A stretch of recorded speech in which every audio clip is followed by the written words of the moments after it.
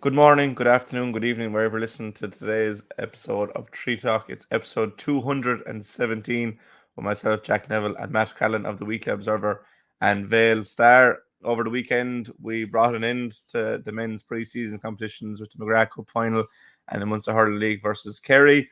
We also had the ladies football kick off their season this week coming. We have the start of the National Football League for Ray Dempsey's side. We've Junior B and we've a lot of colleges and schools action to get through. So stay tuned for all that and more. The impression the game you get out with what you put into it. It's like a walk of life. If you're good enough, go out and get it, no more about it. But not so much control in the centre of the field from Kilkenny as Richie Bennett sends it high and over the bar. Your mother sends you down to the shop for a pound's worth of goods and she gives you 50 pence. You can't get the pound's worth of goods, can you? Just about kept in. Oh, well done, Shawnee Buckley. To do that to Tomas O'Shea, he deserves to score from here. One of the highlights of the Sunday game. Limerick went out there from the word go today. No more about it. They made all the running, that was it. Put the ball over the bar and the back of it, and that's it. No ifs, no buts. Is there much time left? We have a couple of injuries. Here comes Kieran Carey. Carey leading the charge of the right brigade. 45 metres out. He's a chance to score. He's put it high. There's no sympathy in this game for anybody.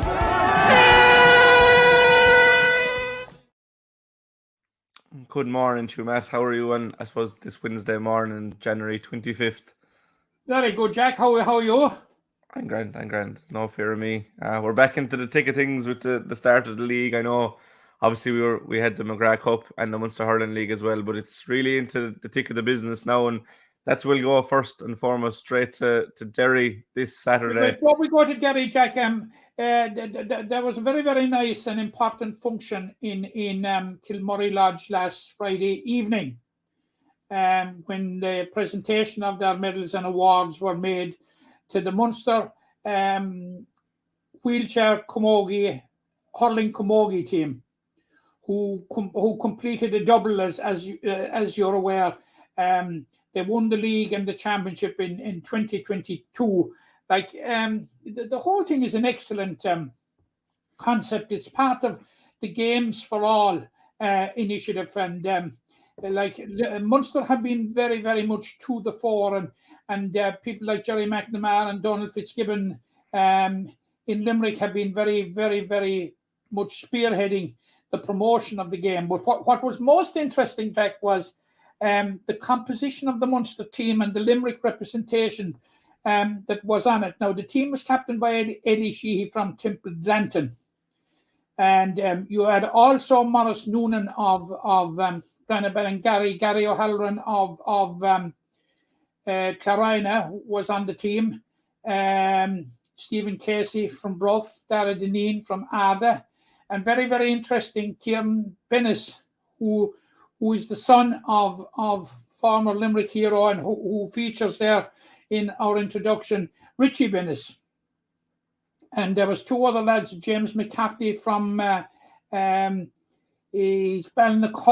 and there was a Sultan Hakar from Kakar, from also from the city. So a very, very, very strong Limerick representation, and happiest congratulations to him. It's an absolutely fantastic initiative, and it is great to see him being so successful as well. Yeah, it's a brilliant initiative, as you said, and to see him successful in it is just an added bonus. So I'll extend my congratulations to those teams as well. Well done to them, and just keeping the flag going there in Limerick, just in the GA circles. Talking about Limerick and the GA circles, we have the start of the National Football League, and for the first time since 2007, Limerick are operating in the top two tiers. Back then it was 1A and 1B, but it was a de facto, second tier competition. But they're back after a lengthy wait. We've had to, I think there was 3 promotions to Division 3 in that time, and obviously there's 2 relegations with that. But finally back in the big time, and I suppose starting with arguably the second hardest challenge that could be in Division 2, obviously away to Dublin and Croke Park, is, I think that's a difficult challenge for anyone, even Kerry included. But to travel to Derry on a Saturday afternoon in the opening under the league, considering all that Derry did last year, and even starting with McKenna Cup. It's a daunting one for Limerick, but one that we feel that that's where Limerick football deserves to be at this stage. Yeah, Jack. It's where Limerick football want to be, and I suppose they're really looking forward to it. And it's the first it's not the first opportunity this year, but it's an opportunity to test themselves, as you rightly said, against what are perceived to be the best in the division. But if you look back on the preparation, we had Ray Dempsey coming in, replacing Billy Lee, who absolutely worked miracles with Limerick over 6 years to bring us to where we are. And now we have Ray Dempsey picking it up, and he probably will be very happy, Jack, with the month of January, despite the fact that they were beaten in the McGrath Cup final, because I think we spoke about it briefly last week, whereby we were saying that the way that the games fell, no disrespect to Waterford, you played a Division 4 team first, and then you went up a step and you played a Division 3 team in Tipperary, and then in the McGrath Cup final, which the outcome of which was disappointing from a Limerick point of view. But you were immediately benchmarking yourself against a team in your own division for this year. But you're absolutely right that I would say that from this remove, and there hasn't been a ball kicked in Division 2 yet, but it would appear to me, and I agree totally with you, that Derry and Dublin are probably the two standout teams. Yeah. So you to a certain degree, you'll go with more hope than confidence to Derry. Like Derry, as Ray Dempsey said in the aftermath of the McGrath Cup final, was that they're in the 4 top teams in the country, beaten in the All-Ireland semi-final last year. But there's a little caveat. It's the first round of the league, Jack. And you just wonder how this whole thing with the Glen and the All-Ireland final, and now we understand from this morning that Glen have rightly objected, but it shouldn't have come down to that, because I honestly think that the GAA should have taken the bull by the horns. Their regulation were breached in front of everybody on an All-Ireland final day, and they should have gone about and dealt with it, rather than this cop-out and the hope that the Glen may not object. So yeah, I'll cut across you there on the Glen, because I do want impact on Derry. You just wonder, and one of their key players is a Glen player, and that's Conor Glass. Yeah, well, I'd say their key player. I think he is the main man on that team, but they obviously have a lot involved in the Glen at Analyse as well, and they have Shane McGuigan and these kind of players as well. And we saw him they won an Ulster championship, and Ulster is notoriously difficult to win. And not only that, they followed it up with a McKenna Cup win. And I know it's pre-season, but in terms of pre-season competitions, like the Ulster Championship, the McKenna Cup is probably at the highest level, just with so many good, strong teams. And not only did they win that, they destroyed Tyrone in the final 3-11 to 1-5. So, I mean, they're kicking on from where they were last year. And if that's anything to go by, maybe last year they're probably a bit too defensive. So to be scoring 3-11 will win you 90% of the games. I know we're only focusing on Derry so far, but they are a really formidable threat and a well-rounded team. Oh, absolutely. And it's just no harm to put it into context, Jack, the level of challenge that Limerick are facing on Saturday. And you must remember, and possibly the shenanigans that went on in the Auburn Cup in Leinster may have called into question the integrity of the pre-season competitions. But Jack, in Ulster, the McKenna Cup, just like the McGrath Cup in Munster, is taken very, very, very seriously. So just dismissing that they won the McKenna Cup, so what like? But basically all it is serving notice that that Derry of 2023 is more of the same of Derry of 2022. And if not better, probably.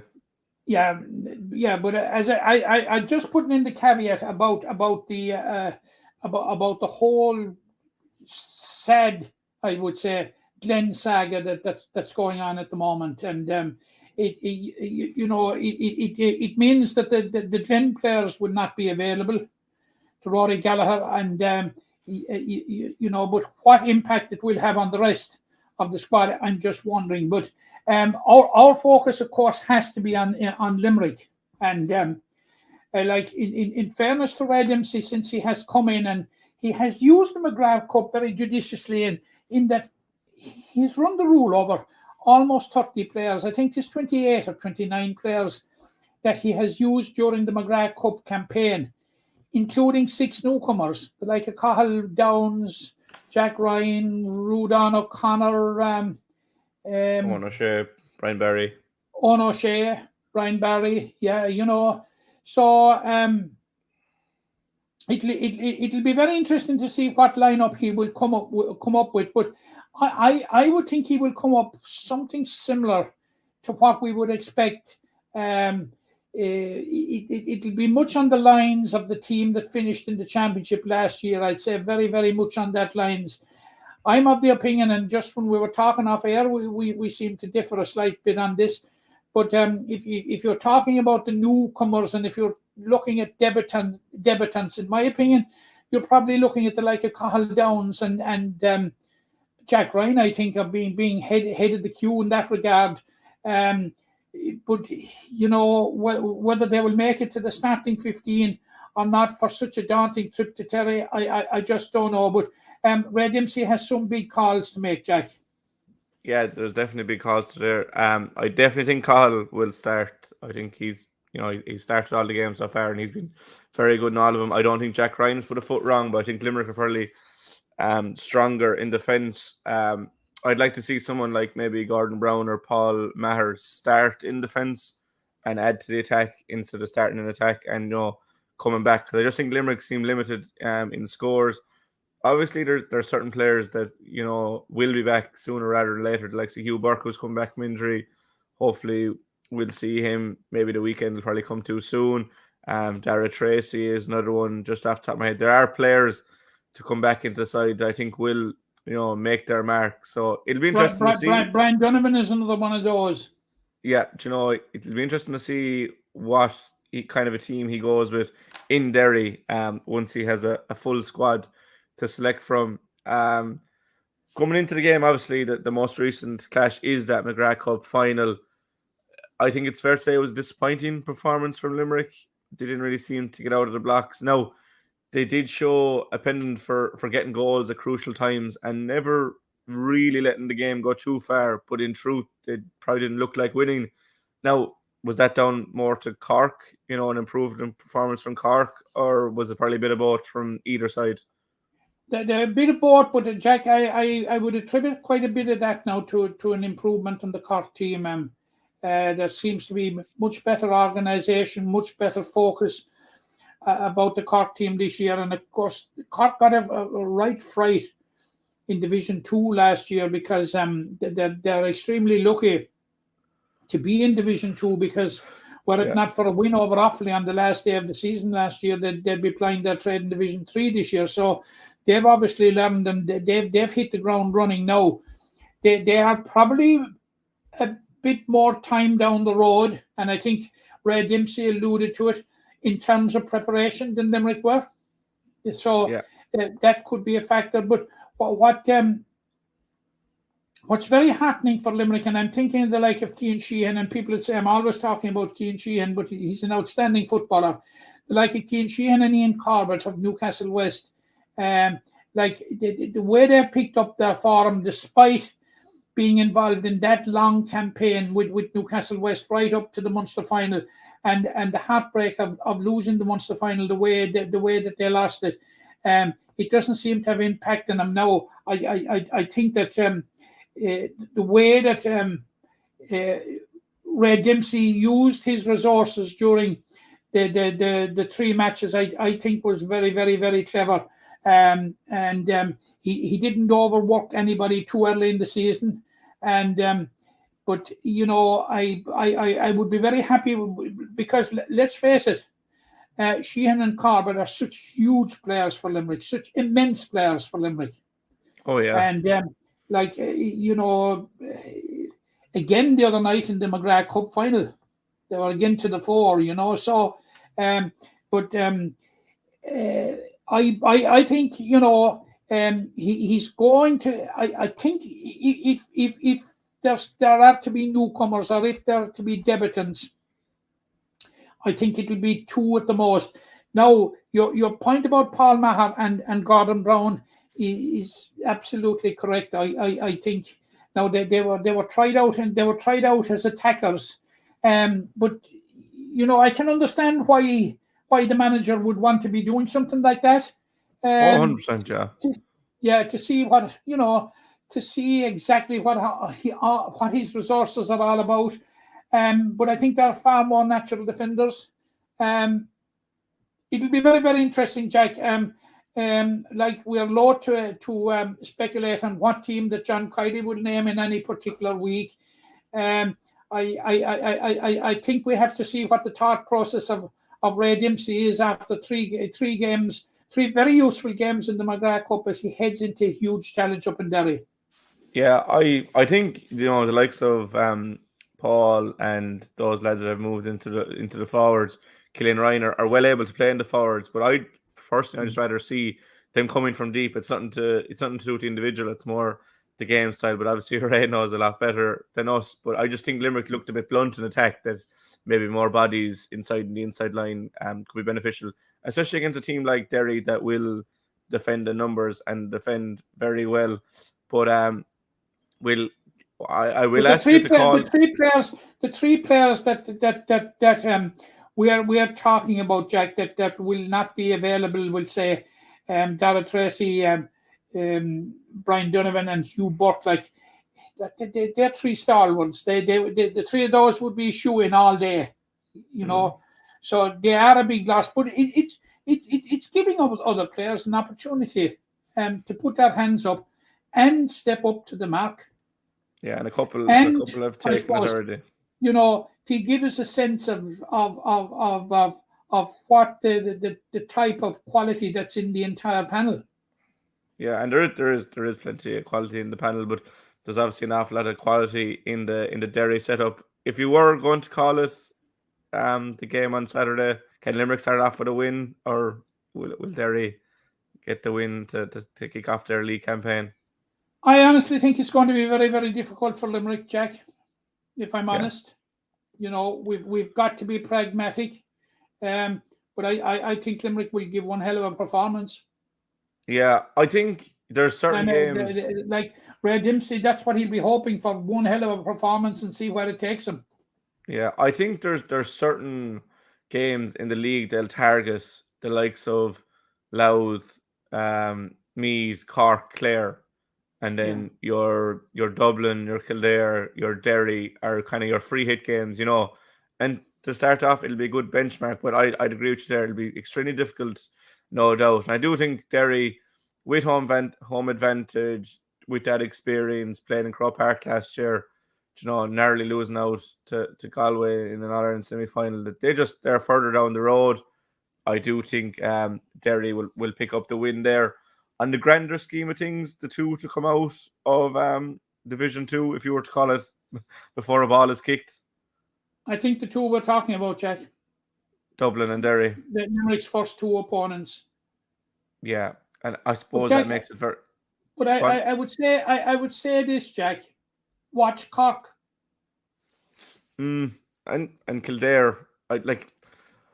I think Cork's. I think before the league, I think Kildare, Derry, and Dublin, you would have said are much above the rest of the teams. But I suppose after the McGrath Cup, you'd probably think Cork are edging towards that upper echelon, and Clare have shown they're a very strong Division 2 side. So there probably is a top tier, a middle tier, and a bottom tier. But as long as Limerick avoid that bottom 2 in their first year in Division 2, they can work towards then moving up the table like a side like Clare have done in recent years. We get a sense of what Cork are all about, and indeed what Meath are all about, because they're meeting in Park O'Keefe on Sunday. Now, when they met last year, Meath had a very big win above in Navan. So I'm fancying Cork to turn that around and get off to a very good start.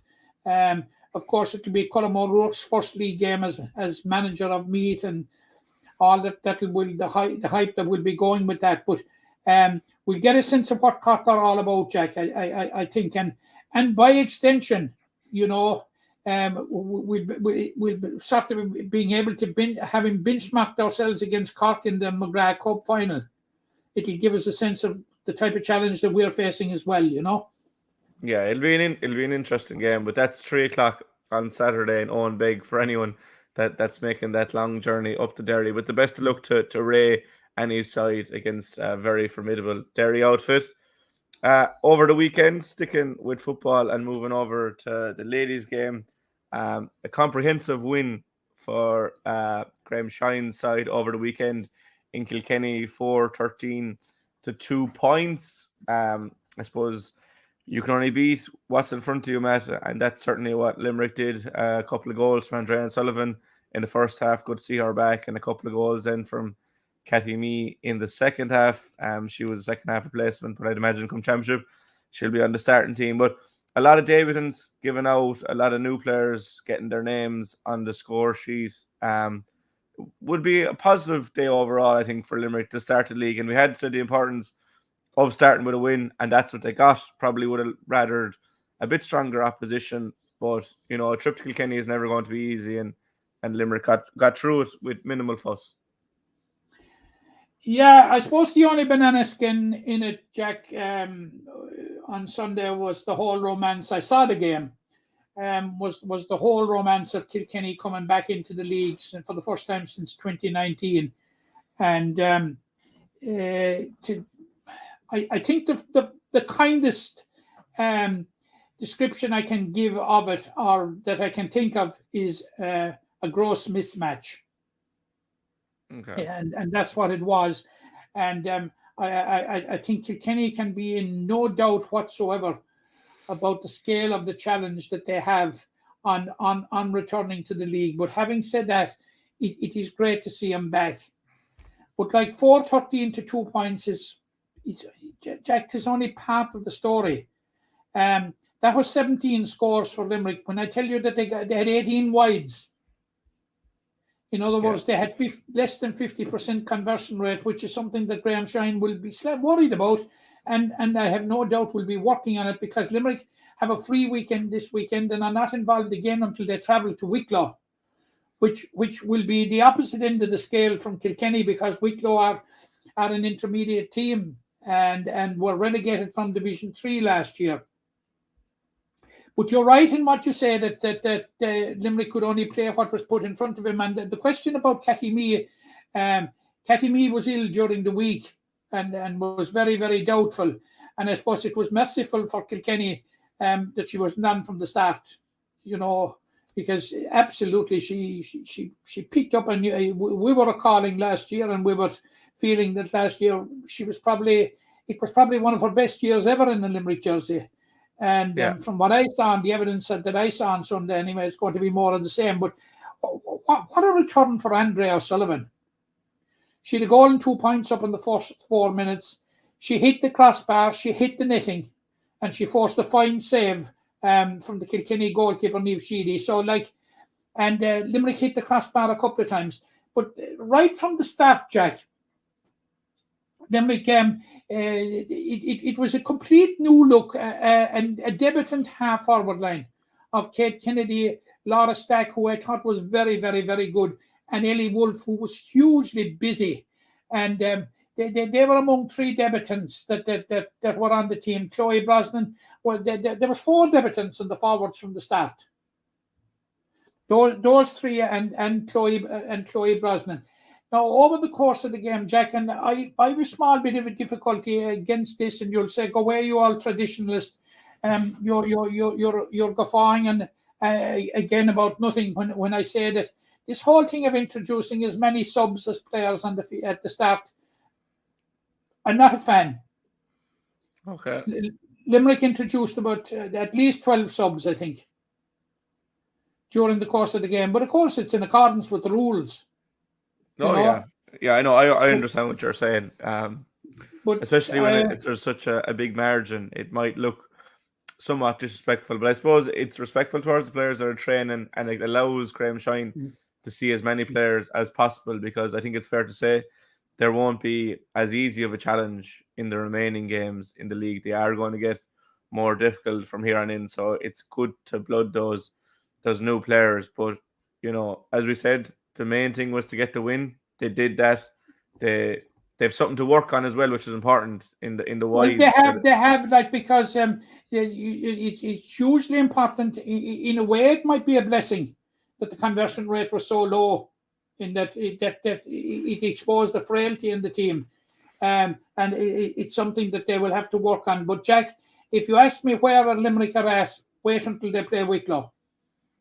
Yeah, and we won't dwell on that game with Kilkenny too much longer now, because they had a job to do. They went out and got the job done. They did it fairly comprehensively. But February 12th, you know, against Wicklow is probably where they can lay down their benchmark. But a good solid start from Graham Shine and his side. They can only beat what was in front of him. Look, he'll be happy about an awful lot of things, but he will be happy that certain shortcomings were exposed.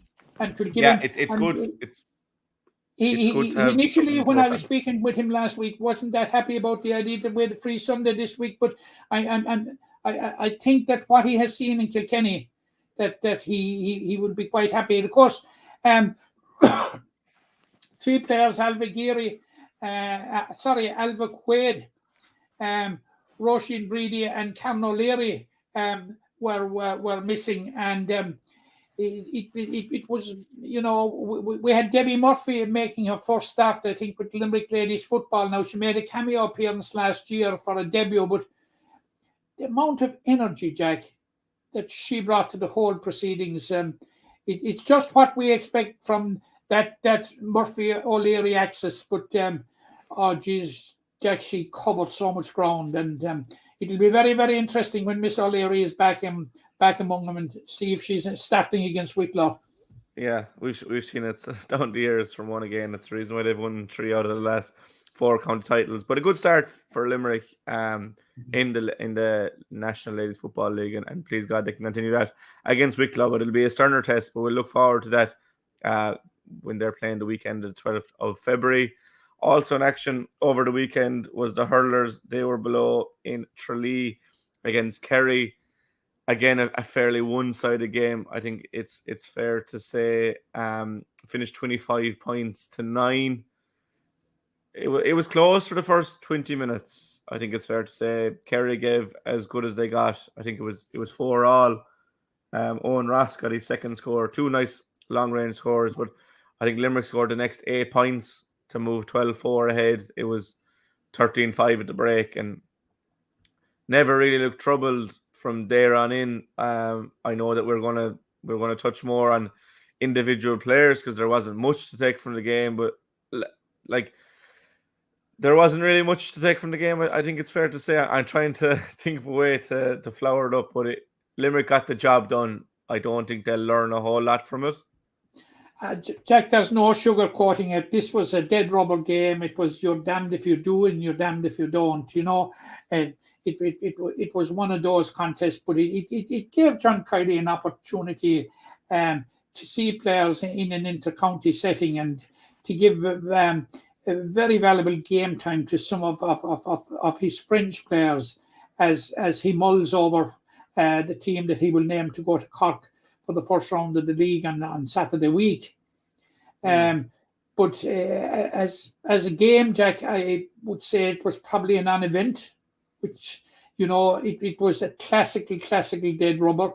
But Limerick went through the motions, but they went through them pretty well. And we had debutants like Jimmy Quilty, who I thought did quite well. There were 1 or 2 more that made a first start for Conor O'Grady. Conor O'Grady has made 2 appearances now, will probably be happy with himself. And you just had a few things like that. But one player that stood out for me in Cork and stood out for me, and again in Austin Stack Park was Mark Quinlan. Jack, I thought it's glad, I'm so glad, and I think we spoke about this in the last couple of weeks ago about him, he's a player I'm glad to see getting his chance. And I'll tell you, I thought over the 2 games he considerably enhanced his reputation. Oh, Now, 100%. Colin Coughlin coming on and getting 4 points. Now, we know what Colin Coughlin is all about. Just a fantastic player, an All-Ireland winner on the field in 2020. And he's a guy that's going to be knocking on John Kiley's door for a place going forward. Yeah, firstly on Mark, from seeing him with that double winning Gary Spillane minor side, you said the talent was always there, but he's been hampered with injuries. I think he started against Kerry last year, and that's all we saw of him. He went off within the first 15 minutes. Paddy Loughlin replaced him. We didn't see him again. So it's brilliant to see Mark back. He definitely has all the talent. He got 3 points from play. Colin Coughlin got 4 from play. Now, to be fair to Colin, he was completely unmarked for nearly all of them, but he scored from well inside his own half. And with Diarmuid Burns away for, I don't know how many rounds Diarmuid's going to be gone for. You'd imagine he's going to be gone for the first couple, if not maybe the bones of the league. There is a place in that half back line, for one of those lads. There's obviously players behind him, probably more established players. You could have Kyle back there, or Dan could move out there. But, these new players are taking their chances when they're being afforded to them. Yeah, but you have 2 guys there putting up their hand for Dermot's number 5 shirt, a weighty shirt to be wearing. And you rightly said, and look, my thinking is not conditioned at all, Jack, by the fact that Mark Quinlan got 3 points and Colin Coughlin got 4. I'm talking about their performance overall, and I thought Mark Quinlan laid down a marker, particularly in Park Rin the previous week. Yeah, he's a very comfortable player. He's the sort of wing back that will accept the ball wherever he is. There's a few times he had his back to the sideline, and there was Cork players surrounding him, but he was a willing outlet, and he gives it off quickly. He's a fine hurler. Like, he's a very good hurler in the fact that he's very comfortable on the ball. He's a brilliant striker. He's good vision. He's our modern day wing back. Was there anyone else that kind of stood out for you in these games? Because outside of Dan Morrissey, Darragh Donovan, and Dave Reedy, none of the rest of the Munster Hurling League players even featured in last year's All-Ireland final. Yeah, well, dare we say it again, or dare we mention it again against Cork? I thought Shane O'Brien.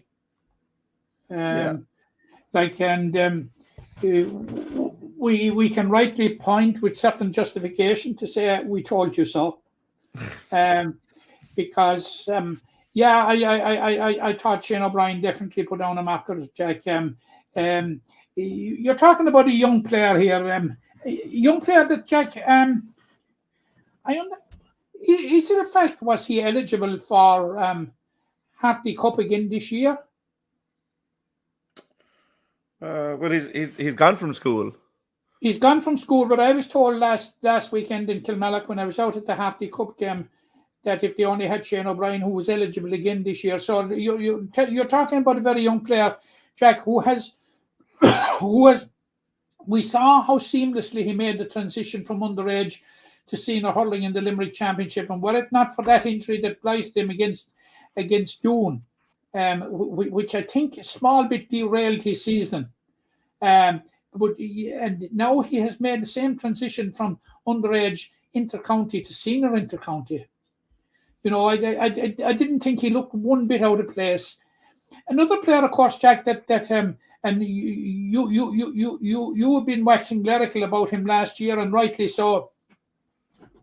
I thought we had a couple of very, very tidy performances in the Munster League by Fergal O'Connor.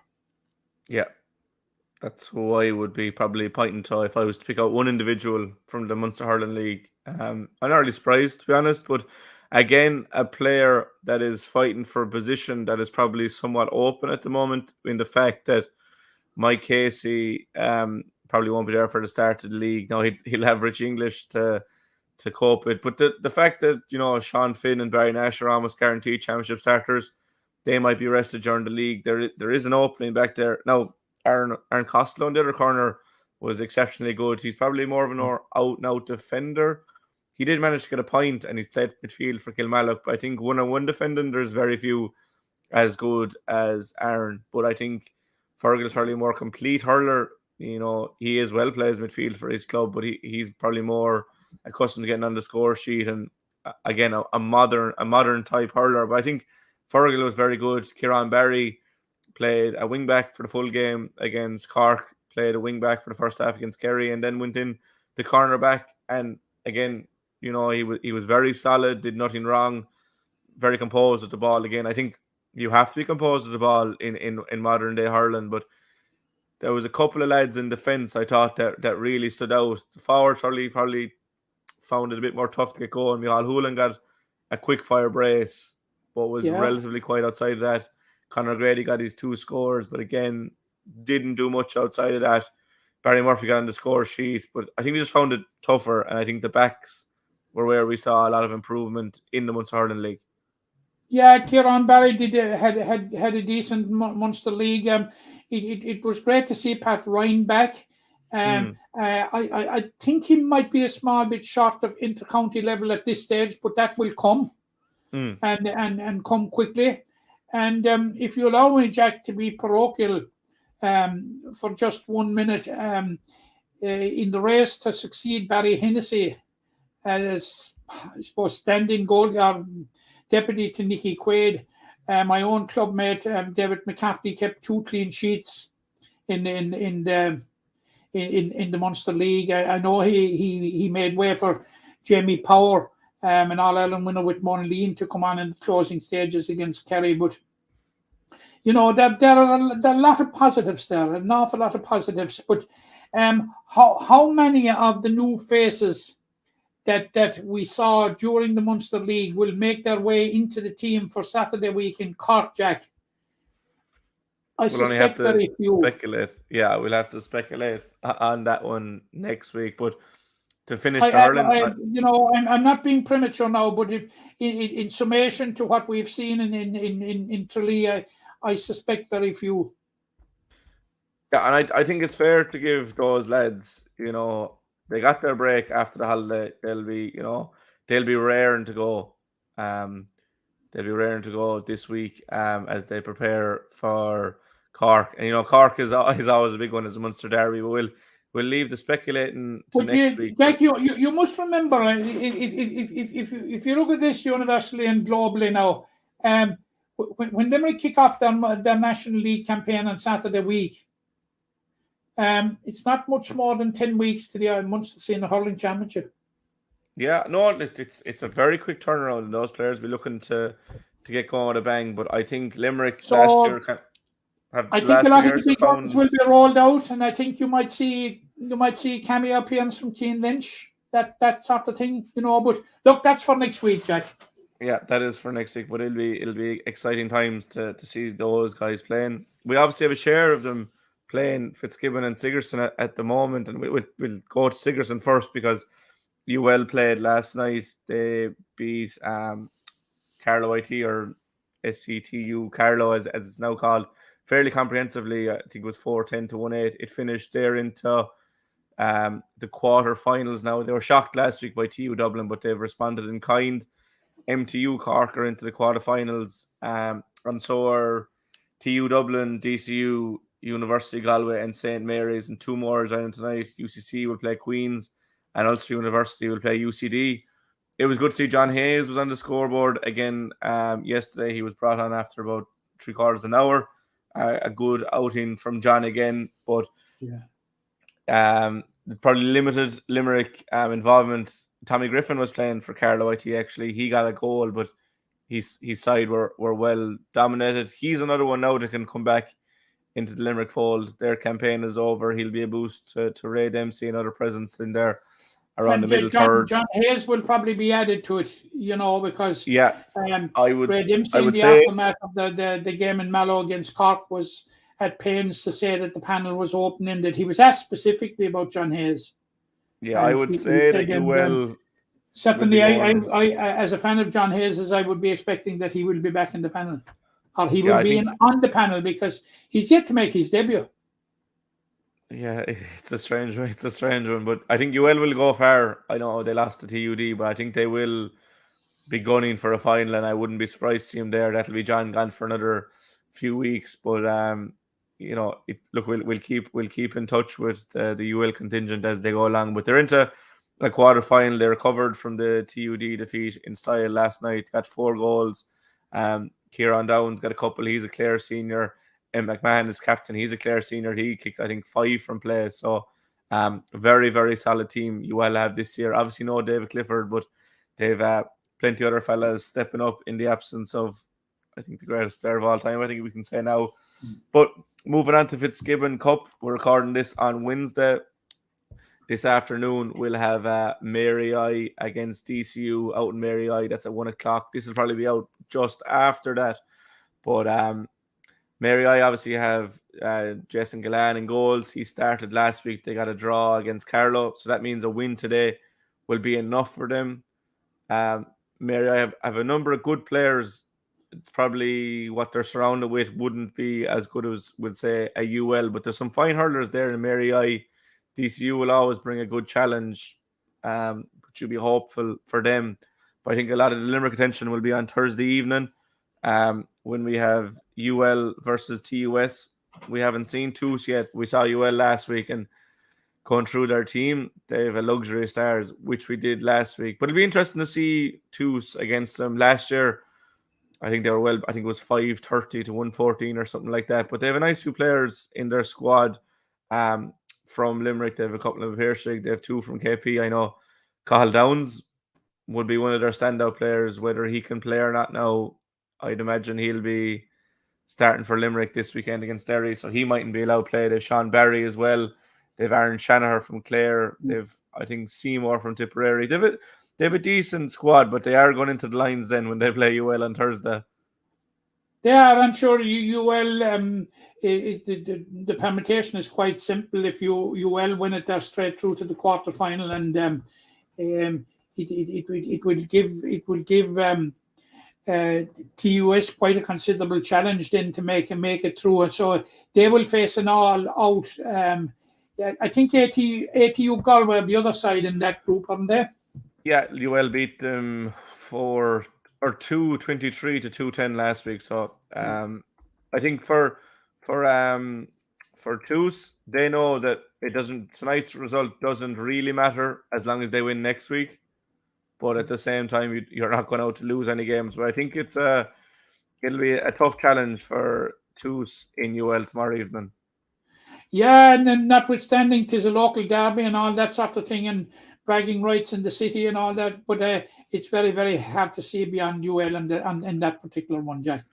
Yeah, I think the fact that Colin Coughlin didn't start very well goes to show just how strong of a squad they had. They have Mark Quinlan in their squad as well. He didn't play at all. Rory Duff didn't play at all. Brian O'Grady isn't back to fitness yet. So they have a phenomenally good team. And Adam English. Yeah, they have a phenomenally good team. So it's very hard to see where they'll be beaten as they go for a 2 in a row. But we'll keep an eye on the Fitzgibbon and see how the Limerick teams are going. Yeah, no, Jerome Byron featured for UCC, Jack, in their win over Maynooth, and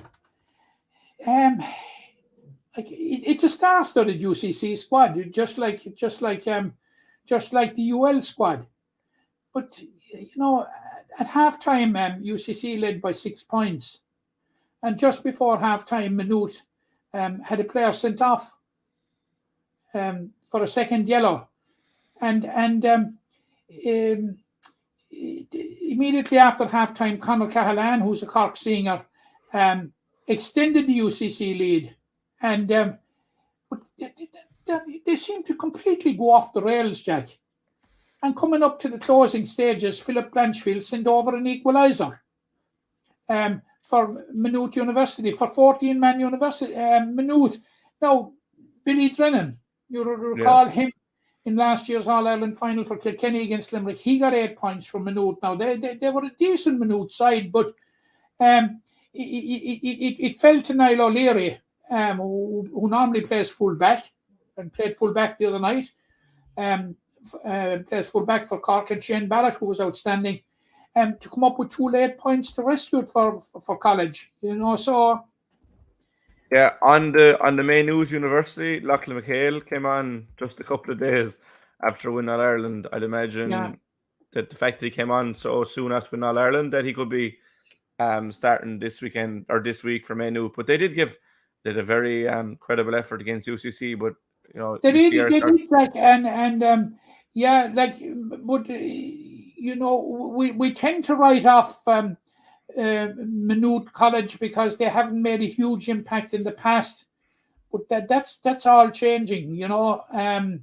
Definitely they're not a bad side.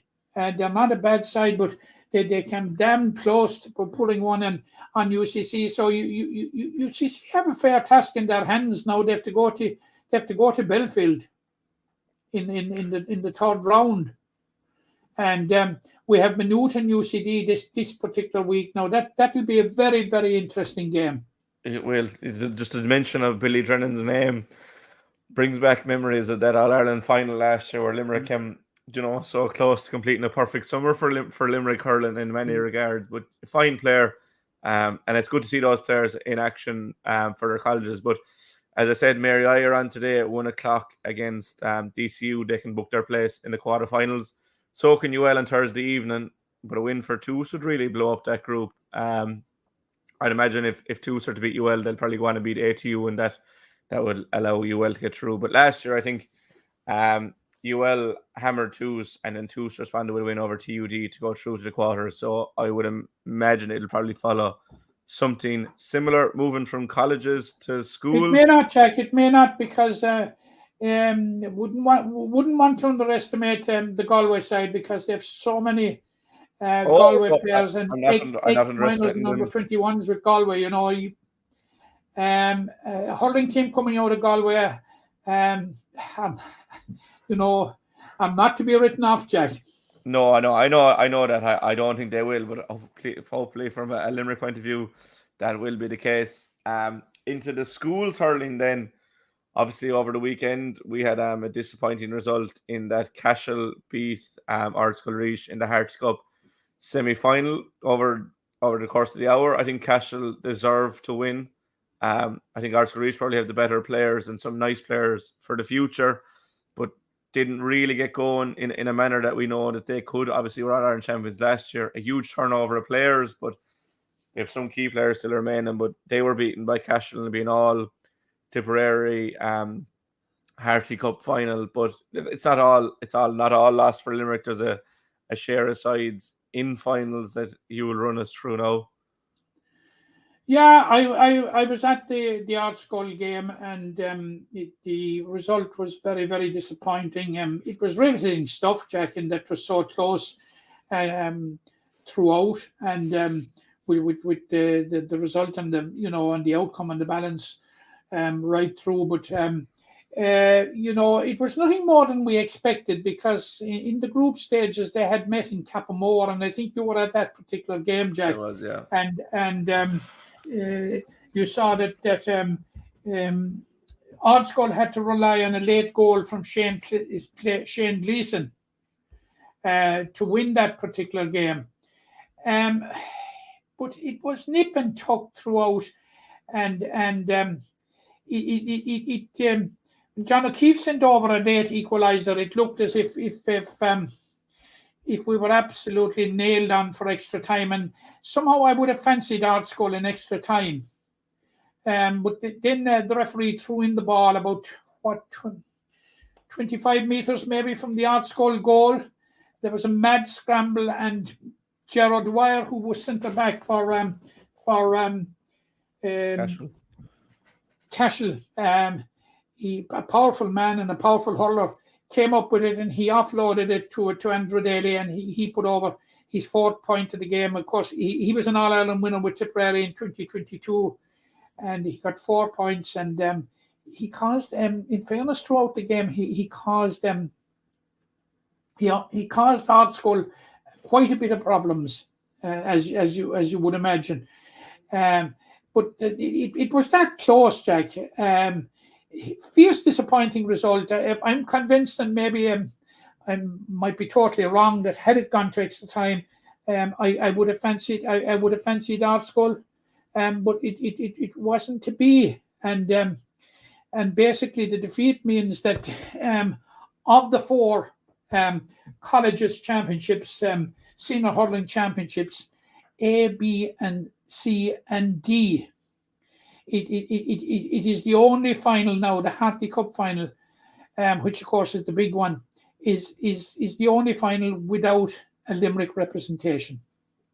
Yeah, Like Castle Tri College over the weekend beat High School Clonmel, and they are in the B final against Hamilton High School from Bandon, who defeated a Charleville team and squad that included no fewer than 9 players from Limerick, and who Evan Dillon from Effin was I think their leading scorer. They beat him by 3 points, and other than that, you could say it was a 1.5 Limerick final had Charleville qualified, but they didn't. Now in the C grade, Salesian College Palace Kenry defeated Hazelwood College Drum in an all Limerick semi final, and they will now face Mitchelstown CBS in the final. It's a Mitchelstown CBS squad that includes no fewer than 13 players from recently crowned All-Ireland champions Ballygiblin. But there are only 2 or 3 actually on the starting team. And it includes one player from Garrisballan in the squad. But other than that, it's an all-Cork squad. And that game is scheduled at the moment for next Saturday week in Kilmacud at 12 o'clock. So that will be a very, very interesting final. And of course, the D final has already been won by Coloston and Troker or Rathkeil, who beat Skull.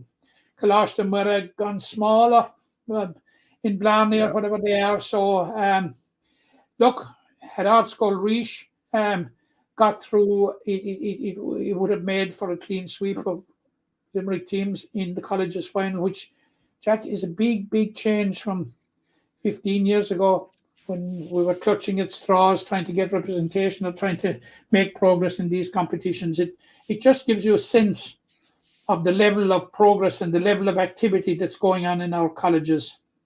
Yeah, there's brilliant work being done all over, and it's bearing the fruits. And as we said last week, a lot of these players will go on to represent Limerick, and please God, keep the current momentum going. I suppose moving into the Junior B Munster final this Saturday at 2 o'clock in Killeedy. Bruff, the Limerick champions, are going to be taking on a well-known team from Tipperary, Thurles SARS, in looking for a provincial final. You know that you've spoken at length about the importance of the Killeedy series, but a chance in the Munster final doesn't come along too often, and that's what's presented itself for Bruff. And they've shown so far, not only in Limerick but in their semi-final, they're well able for this level of hurling. There's a lot of good work being done in Bruff, obviously reaching the Premier Intermediate final, but now all focus will be on this Junior B game, and it's one that you certainly can look forward to. Yeah, I'm really looking forward to going out there on Saturday, you know, Jack, and you say I've spoken a lot about Killeedy in the past, and, you know, I'll continue to speak about them because I'm in awe not just of the concept of the competition, but the manner in which they run it year in, year out, Jack. And just to see the year on year, the upgrading of their facilities, their facilities at Park Eden now are just absolutely second to none. And the organisation for these games, not just for the provincial final series, but even from the first round, is just simply phenomenal. Yes, Bruff are in the final. It's Bruff's third time, actually, Jack, being in the competition. They were previously in it in 2013 and again in 2017 and didn't win a game in it. And so when they beat 6 Mile Bridge in the semi-final recently, I was down at it. They broke their duck in that regard, and they hopefully drive on now. Bruff on Saturday are bidding to become the 5th Limerick team to win out the competition since it was inaugurated in 2005. The previous winners were Brewery, St Mary's Rathkeil, Temple Lantern, and Capamore. Capamore being the most recent, I think, as recently as 2018 when they were beaten in the final, when they were beaten in the All Ireland final by Islegate Glenbrine. And Garryspillane were the most recent to reach the final, but they were beaten in the final. Now Tulla Sarsfields are in the final for a third time, which is phenomenal. So no matter what happens on Saturday evening, a new name will go on the Fitzmaurice Cup, on the Michael Fitzmaurice Cup. And of course, from a Limerick perspective, we're hoping that it will be Bruff. Now, Roger Mulqueen and his backroom team have done a great job in with this Bruff team over the last couple of years. They were runners up in the county Junior B final last year, and something I think that you love, Jack, when 1 year's runners up become winners the following year. They went one better. They went one better this year. So like you're right, they won the Limerick Under-19 Premier Hurling Championship when they beat Bonaleen in a cracker out in Carrickendich in August. I was at it. Now Dermot Dennehy, who was captain that evening, got a fantastic goal late in the game, and he turned up to be the key man in the semi-final win over 6 Mile Bridge when he won the man of the match, and got a couple of very important. He got a goal and a couple of very important scores. So he would be one, and there'd be about 2 or 3 more. I think James Callanan would be another that would have featured in the that game. But they have a bit of experience too, Jack. Of course, you go back to the heartbreak of 2014 when they were beaten by a point in the Munster Club's intermediate final by Cappoquin. And a couple of players that featured that day were Keane Madden, who's captain of the Junior B team at the moment, and actually Tony Burke. They're the 2 survivors from that, and Tony is vice captain for Saturday. But they have a very good blend of youth and experience. There's been a lot of good work going on for a long time in Bruff, Jack. And this may be their day to step out in the sun. And it's going to be difficult because the Tulla Sarsfield squad includes one certain Ger Redzer O'Grady, who we all remember from his heroics with the Tipperary senior hurling team. So he's going to need a certain amount of attention on Saturday. But looking at it, Jack, and looking at the semi-final, I think we spoke about Limerick ladies footballers, being wavered in their shooting in Kilkenny last week, and that particular semi-final win over 6 Mile Bridge, Bruff shot 13 wides, the 6 Mile Bridge is 4. So that will not be lost on Roger Mulqueen and his management team, and obviously they will have been working on it in the last couple of weeks, and they've had 3 weeks to work on it. So I think you'll see a much sharper Bruff team on Saturday. Plus, it was Bruff's first game in the competition, and they were playing against the 6 Mile Bridge team, who already had an outing in the competition against St. Brendan's from Kerry. So I'm very, very hopeful, Jack, that we might be lauding a Bruff win on Saturday, that they'll become the 5th team from the county to lift the Michael Fitzmaurice Cup. Yeah, please God, that's the goal, I suppose. You've said it all there. All we can say is a best of luck to Bruff, and hopefully they can be returning to Limerick with the Munster trophy. But again, well done to Kaleedy for organising it, and best luck to both teams on the day in Kaleedy. Before we go, we touched on it earlier on, Matt, and it's not really a Limerick matter, but the All-Ireland club football final between Kilmacud and the Glen.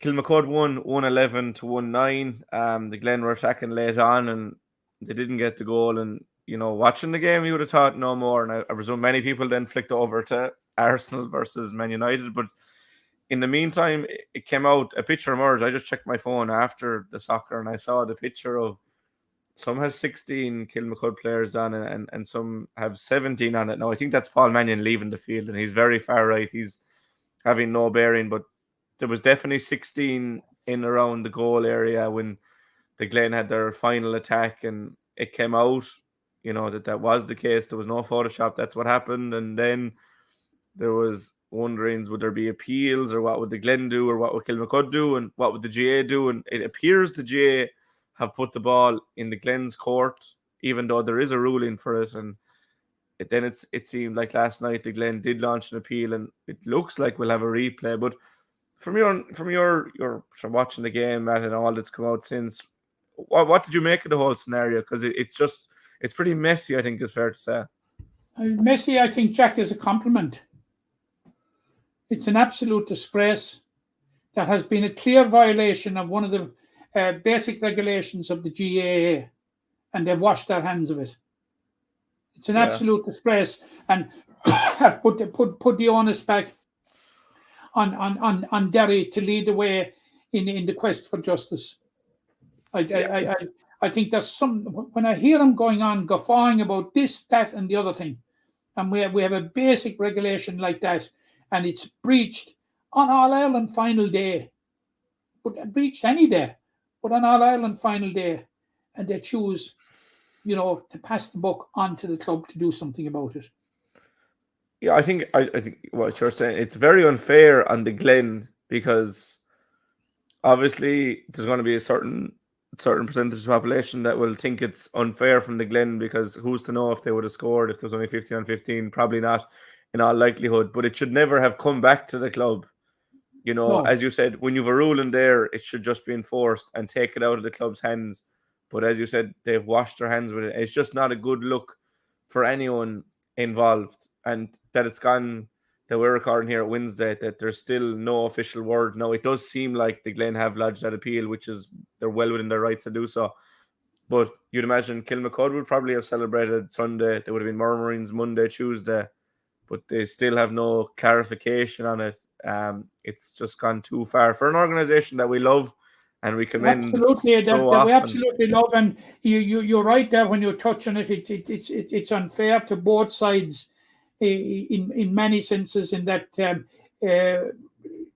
Kilmacud are probably celebrating winning the All Ireland, and suddenly the rug will be pulled from under them. Whilst if the GA had tackled the situation on Sunday evening, we would have avoided an awful lot of adverse publicity, let's say, Jack, that the GA has attracted over recent weeks, over the recent couple of days, due to the anomalous situation that there is. And all right, yes, you have your rule, and it's up to the club. But this should not be the situation. Should not be the situation. And Jack, this comes back to what a hobby horse of mine. The clubs, the grassroots, have been disenfranchised in the decision making of the GAA.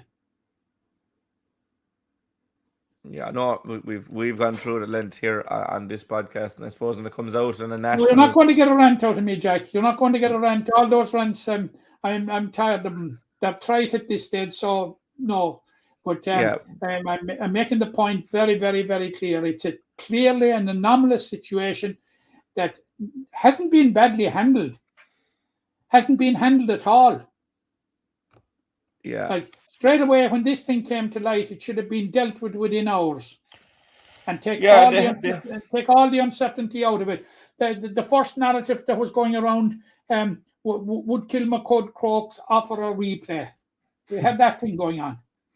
After winning in All Ireland, you should offer a replay if you hadn't, if you could avoid doing it. Even nonsense. Yeah, like I was talking to one of the lads last night, and to be honest, if it was me and it was my club, you'd be looking for the replay. But it's a lot easier said when you're not in the scenario, and there'll obviously be a lot of bad publicity around the Glen. And if they actually if there is a replay and they win, people might refer to it as a tainted title or a title with an asterisk. So it should have just been taken out of their hands straight away. There's a ruling there. There was evidence there. They should have been told Sunday evening, as you said, there's going to be a replay. Hold your horses on your celebrations or you're drowning your sorrows. But I just wanted to get your opinion on it, Matt, because to me, it just didn't really seem that right. And I think it's fair to say most of the population... I think, Jack, you were expecting a longer rant.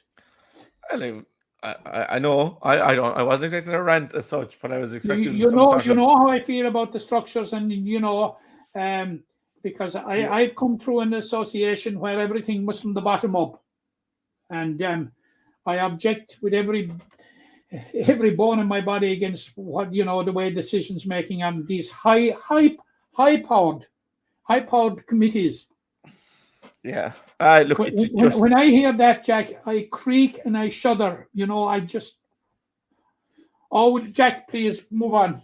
Yeah, we will move on, and I think we might finish there. I just wanted to get your opinion on the debacle that was that Club All-Ireland final, but that's beside the point. That's outside of our realm. We're more focused here on Limerick. It was a good week for Limerick last week. Hopefully, good in many regards with the ladies footballers and the hurlers winning.